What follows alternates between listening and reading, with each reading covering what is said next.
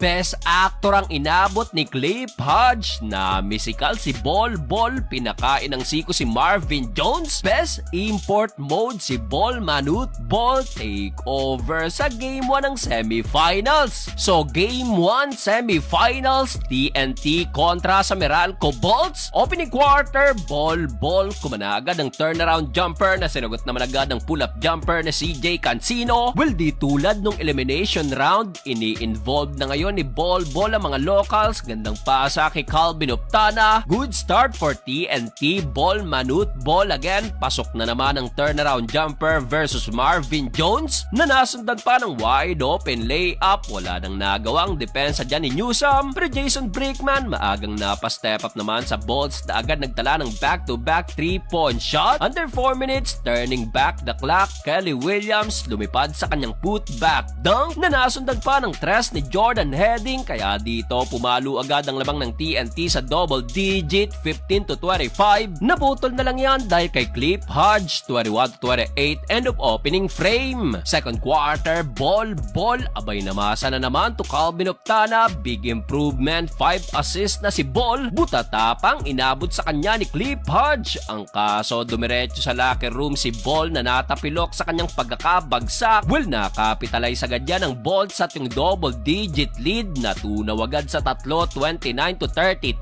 Pero RR Pugoy to the rescue naman agad sa kanyang 3 straight basket. Good news pa, dito nakabalik din agad si BOLBOL. Abay, pinakain pa ng siko si Marvin Jones. Double black eye dahil after niya nasupalpal pa ni Bol si Jones. Pero under 4 minutes, nakabawi ng tres si Marvin Jones na nasundan pa ng 200 dunk. Yun nga lang, mainit pa rin si BOLBOL na sumagot ng top of the key 3-pointer. Hype na hype ang former NBA. Mamaw si BOLBOL this first half na so far meron ng 22.7 rebound, 6 assist at 4 block shot. Grabe, pero Marvin Jones di naman papahuli. Dinakdakan na naman si BOLBOL. Dikit pa rin ang laban, 49-53 halftime. Start of the third quarter ng gulat agad ang Meralco Bolts sa kanilang 5-0 run to take the lead. After nyan, Hodge versus BOLBOL. Tinawagan ng best actor si Hodge by flapping ng bagyang mahagip ng siko ni Manut Bol. For the second time, Bol versus Hodge. Tinirahan ng harapan ng 7'3" import. Walang bawi si Hodge. Butatapa ang inabot kay BOLBOL. Grabe, black party si Bol na so far meron ng 6 block shot. Kaso Marvin Jones ng araro na rin sa ilalim and 1 double-double na rin si Jones with 16 points at 10 rebounds. Yun nga lang, nakanako naman ng TNT. Libre si RR Pugoy na meron na ring 19 points. Jordan Heading na libre pa sa kanyang layup. Kaso mintis, tabla sa all 69 end of third